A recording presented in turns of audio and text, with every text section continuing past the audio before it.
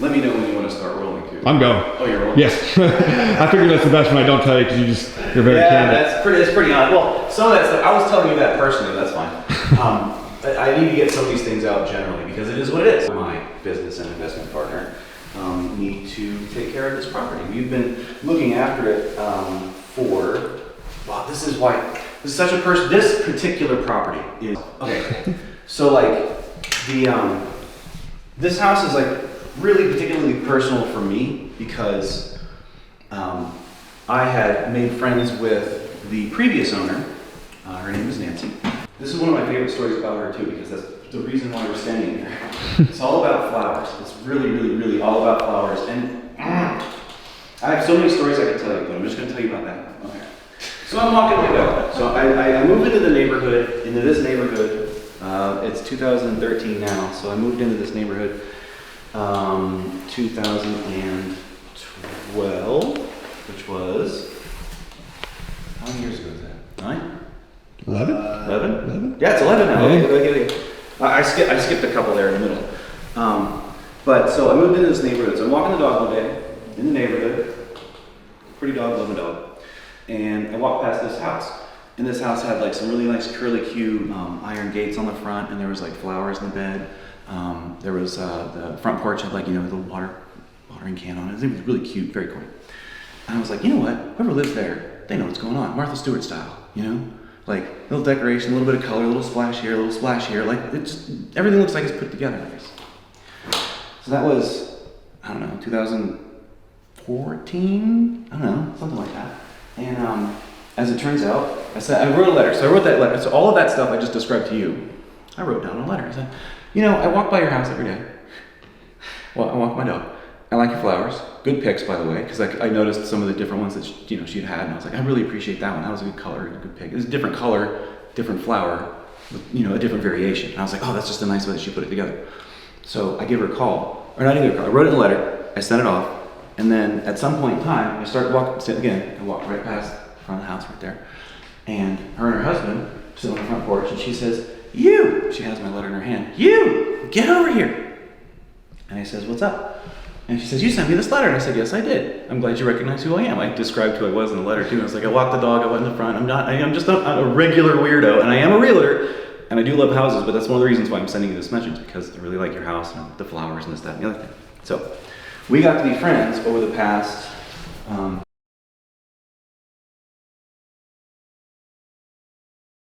and she is the one that sold us this house a couple of years ago because, her husband died and she couldn't live here by herself anymore. Like that's the way it is. And we're neighbors. I happen to be a realtor, and we happen to be in a position that could afford us to look after the house in the meantime, so she could get out and get her situation taken care of, And then in the meantime, we were left with a house that had been maintained by a couple of nonagenarians, I believe is the term, nonagenarians. So that's why this house is particularly personal to me.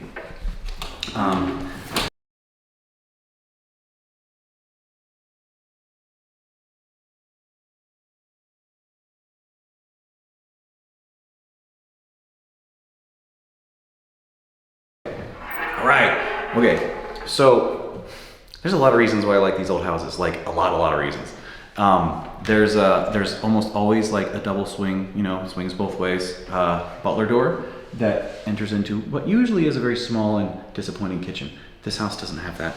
This house has the door, absolutely. Stove.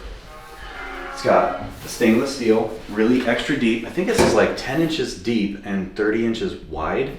Farmhouse stainless steel sinks. This is going to last the ages. This is going to be here forever. KitchenAid dishwasher. My uncle has one of those and uses the devil out of it. And I imagine that one's going to be servicing this house very well for a very, very long time. Brand new KitchenAid refrigerator. And as you can see in frame, this brand new 36-inch Wolf 6-burner range. It is a convection oven as well. All the bits and pieces, doodads, racks, and everything, brand new, never been used. Bolted to the floor, wheeled and everything. Oh, I wish I could have this kitchen.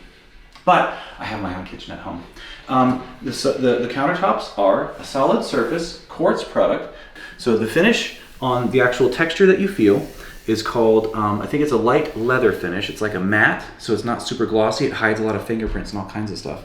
The color itself is a soapstone that once it gets sealed, it might darken up a little bit, and after like after it gets worn in and people like use it for a long time, this house is going to look like it's had the same kitchen in it for a long time. They just updated the appliances. That's what we're going for. I won't know all of the interior details and all the other stuff from the other houses that we go look at. I just know all the details about this one. There is a brand new pot filler in this one. I don't know how many of you people have seen these pot fillers in very nice houses, across the United States on YouTube and everything like that.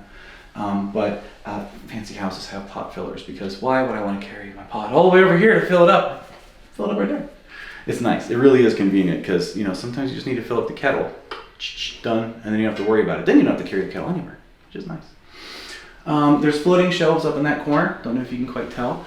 The cabinetry goes all the way to the ceiling. The trim work was kept for this, for instance, I'm just giving you the general overall for this kitchen. This kitchen was renovated by the current sellers. They changed out the cabinets and the surfaces and the appliances, which is no big deal. But really, really important details like the crown. They've actually kept the original crown molding on the cabinets that were refinished by the previous owners with made in Pennsylvania brass hardware. I think it was Dairy PA. There was some sort of brass manufacturer that made some of these old hardware pieces way back in the day. So those were actually purchased sometime in the 70s when those cabinets were refinished. All the woodwork, cabinetry, tile, and everything else was kind of tried to play along with it so it looks like an antique kitchen, as in like the new crown molding on the cabinets up there matches the old crown molding of the cabinets over there. So 120 years old, 2 years old. I kind of like that. It looks very, very similar.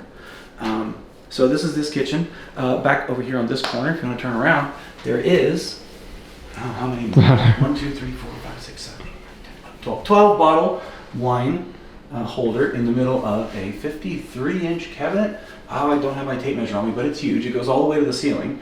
There is a wine glass holder on the bottom for any kind of wine glass. Well, actually, you know what? Not everybody drinks wine anymore these days. Maybe it's a kombucha glass. Kombucha glasses. Sure, whatever. Well, you got to keep kombucha refrigerated. Anyway, point is, there's a beautiful little space over here that if I were living here, my espresso machine would go right there, and the drip coffee maker would go right there, and the French press would go right there, and then the tea bags would go right there, and the kettle would go right there. Oh, well, countertop might not be quite big enough for my house. But I kind of like the coffee stuff and everything, so I need a lot of space for that stuff. But this is a great place for a coffee maker or a couple of wine bottles. Your pick, evening or night.